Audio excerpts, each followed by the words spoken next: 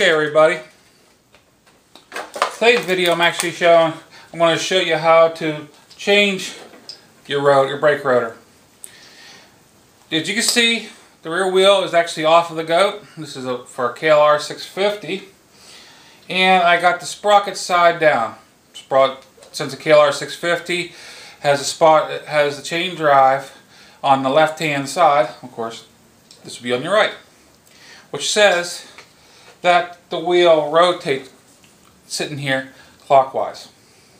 Well, if you look at that, look really closely to this. Well, a little over a year ago, this rotor was put on wrong. Actually put on backwards. You can use this to replace rotors, but right now I am flipping this rotor. If rotor goes on wrong, it gives you problems like soft brakes. I call it spongy braking. Because the heat, these slots are actually meant to dissipate the heat whenever they're going the wrong direction. They're not doing their job. Don't forget, if you're going to replace the rotors, which I really shouldn't, if you're going to replace the rotors, go ahead, you really, I can't stress this, should replace your brake pads also. I decided to go ahead and let these wear down to where I'm going to go ahead and replace the pads anyway. I might as well, because the damage was done after I realized that the rotor was put on backwards. The damage was already done to the rotor pads, so I figured, you know, let it run down and then replace it. Easy job. Once you get the wheel off, it's a breeze. Don't forget, I pre-loosened up the fasteners. Allen wrench, 6mm. You really should use an Allen socket. I don't particularly have one. The reason why you should use an Allen socket, for one thing, you can get better leverage, to get it turned.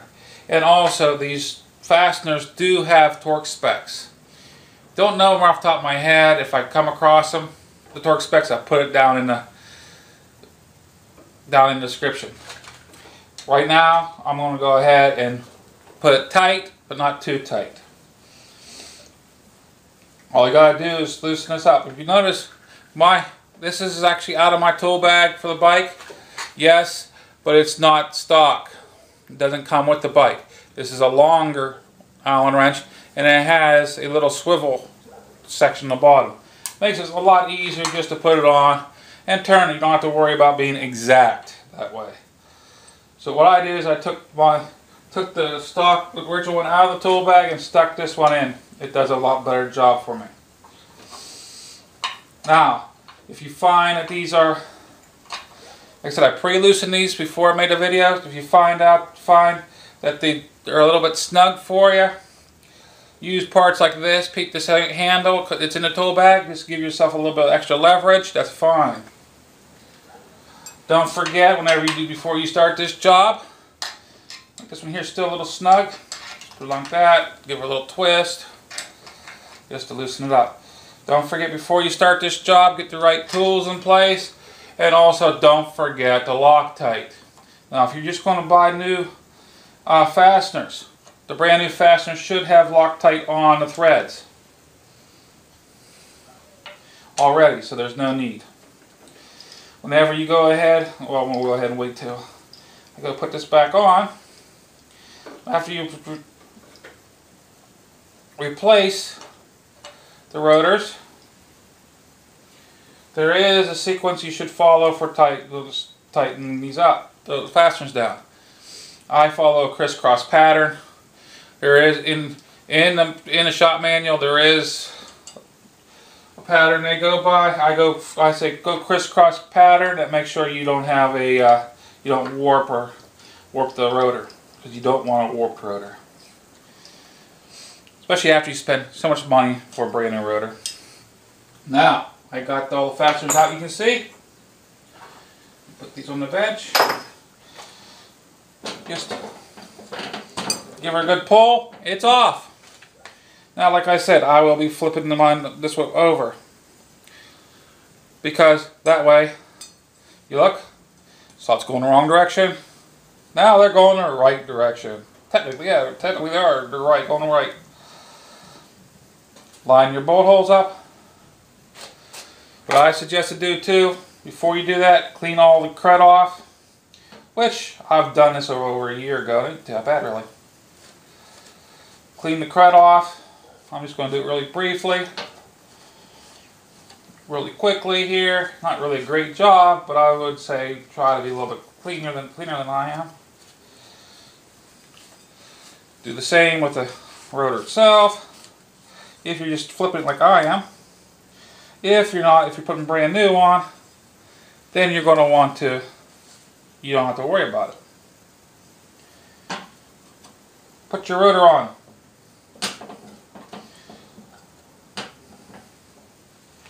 Okay, of course, you don't want to touch these with hands. I'll be cleaning this down with brake cleaner whenever I get done, so I'm not worried about it. If you do happen to touch the rotor, that's not a problem. Or get a little oil on the rotor, that's not a problem. Use a little bit of brake cleaner, clean rags, you're fine. I'll be putting Loctite on the threads of the fasteners. I like to use the blue Loctite. It holds it, but it doesn't hold it to the point where you can't get it apart. That's what you want. Now, make sure you clean the threads up real good, which I've already done. This is where a dab will do you. I like to start it in. Not a big deal. Even whenever I just start it in finger tight, I like to go crisscross pattern just to get in my head. Hey, we're going crisscross pattern. We're not playing monkeys. We want to make sure we don't warp the rotor in any way. Now I do have a slightly messed up fastener on the goat, which I'm not really worried too much about, because there I just had a little bit extra goop in it, because it's not bad. It just my element is just fine with it.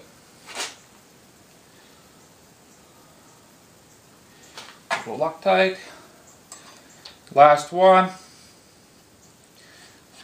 You just follow this type of pattern to snug them down. Go over it several times. Do not just tighten it down all the way, one down all the way, and do it all the way around. No, you do not do that. You are bound to put the rotor into a bind. You don't want to do that. You want it nice and flat and even.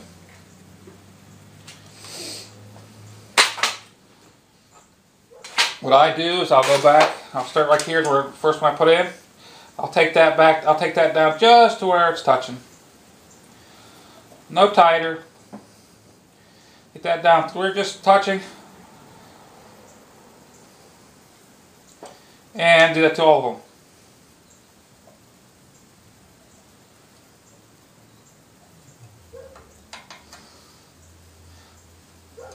Like I said, there is torque specs to these.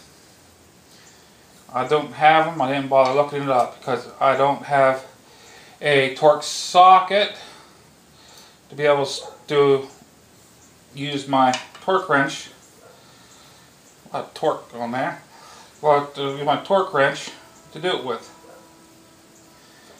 So I'll do it the old-fashioned way. The way I'm doing it. Depends on if you have, if you're used to this type of work, you could do it. I would suggest, it's not very expensive to get a torque socket, the 6mm torque sockets. I've seen them like at different places for as low as 70 bucks. I just decided to get this done. I have it. I've been doing mechanics for a very long time. I know you want to get it tight, but you don't want to get it too tight. Basically, you don't want to be a freaking monkey reefing on this thing to the point where you never want to get it off. You already have thread lock on it.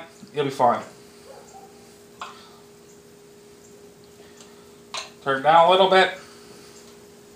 Just do your pattern over and over again until you can't turn it no more.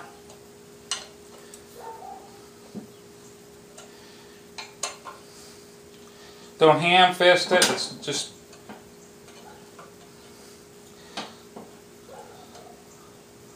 no good for it.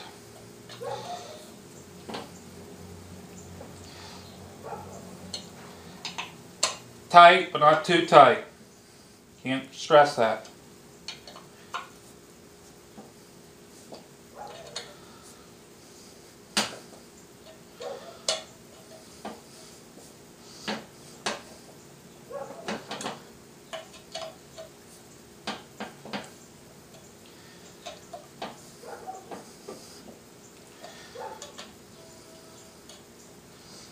And that's all you need.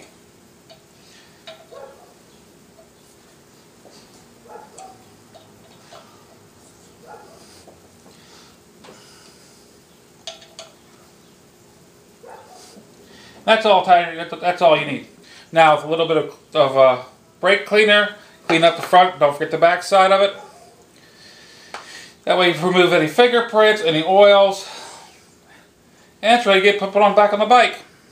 Notice I didn't take the cap off. I did that on purpose. I didn't want no dirt and stuff getting down my grease. But I hope this helps somebody out. I mean, it's a simple job. People might think, oh, I can't do this, I can't do this. Trust me, if I can do it, most anybody can do it. Once you get the wheel off, I mean, if you own a motorcycle, especially a dual sport, it's the best, other than knowing how to ride the dang thing, I'd say the best thing to do is learn how to take the wheel off. There's nothing else, just to change your tires, repair a flat or something. But once you get that off, you learn how to, so a couple more steps and you can do this. It's just that easy. Now, next, like I said, if you change your rotor, change your brake pads. But that is another video. This is MuzzleMike. Hope this helps somebody. Signing out.